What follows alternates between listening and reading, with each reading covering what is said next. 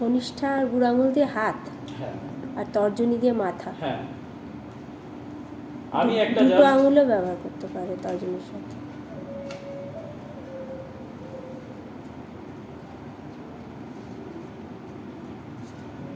এই যে নমস্কার নমস্কার নমস্কার, এই যে এটা ছিল, এই যে হাতে না ওদের একটা ঘুঙরু বাঁধা থাকতো, ছোট ছোট ঘুঙরু, এই যে 1 2 3 4 5 6 7 8 9 10, এই যে রিদিমটা ও ধরবে, সেই ঘুঙরুর আওয়াজটা যাবে এবং তার সাথে ঢোল থাকে, বাংলা ঢোল, ঠিক আছে? তো সেইটা দিয়ে ওরা মুভমেন্ট করে বিভিন্ন গান গায়, মানে। এবং একটা বিষয় কি, যেমন আমি ডাঙের পুতুল বললাম বা সুতো পুতুল বললাম, এটা হচ্ছে বেনে পুতুল বা বেনি পুতুল। তো এই জিনিসটা কি করে, ওরা একটা পালা কিন্তু পরিবেশন করতে পারবে না, কারণ এটা 10 মিনিট, বড় যে 10 মিনিট থেকে 15 মিনিট, এর বেশি কিন্তু একঘেয়েমি চলে আসবে।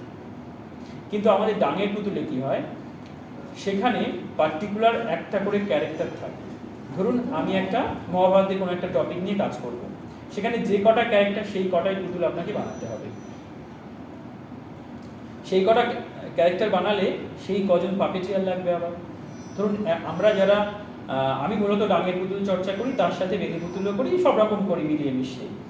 তো সেখানে গিয়ে ওই যে আমাদের ধরুন একটা প্রোডাকশন করছি, ঠাকুমাঝুলি ব্রাহ্মণ ব্রহ্মদৈত্য, সেখানে 10টা ক্যারেক্টার 10কে উপরে তুলে পারফরমেন্স করাচ্ছে, কিন্তু ক্লাবের পস্টার হচ্ছে এইটা, এই পস্টার হচ্ছে ক্লাব পারফরমেন্স করে বেসিক্যালি, ঠিক আছে? এই পস্টারে বসে ও পারফরমেন্সটা করে। আর এখন কি করছে, অনেকে এই যে হাত ব্ল্যাক কার্টেন দিয়ে দিচ্ছে, এটা হচ্ছে তার মানে ওদের যে পরিবেশনার রীতি এটা নয়, কিন্তু এখন করছে বর্তমানে।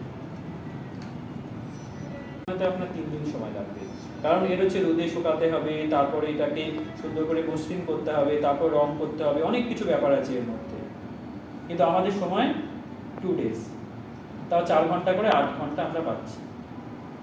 এবং তার মাঝে হচ্ছে আমাদেরকে এই বিষয়ে যারা বিষয়টাতে বলা আপনাদের সমস্ত মিলে, এই যে হাতে কলমে একেবারে শিখতে গেলে পুতুল নাট্যের ওয়ার্কশপ মিনিমাম 5 দিন, 5 ডেজ হলে, তারপরে এটা তো একটা ট্র্যাডিশনাল আর্ট ফর্ম, এটাকে 5 দিনে আয়ত্ত করা যাবেই না, 2 দিনে তো যাবেই না, 5টা লোক জড়ো হয়ে গেছে সাথে সাথে। কারণ যে কোনো জড় বস্তু যদি নড়ে, তাহলে আকর্ষণটা কিন্তু তার দিকেই যায়।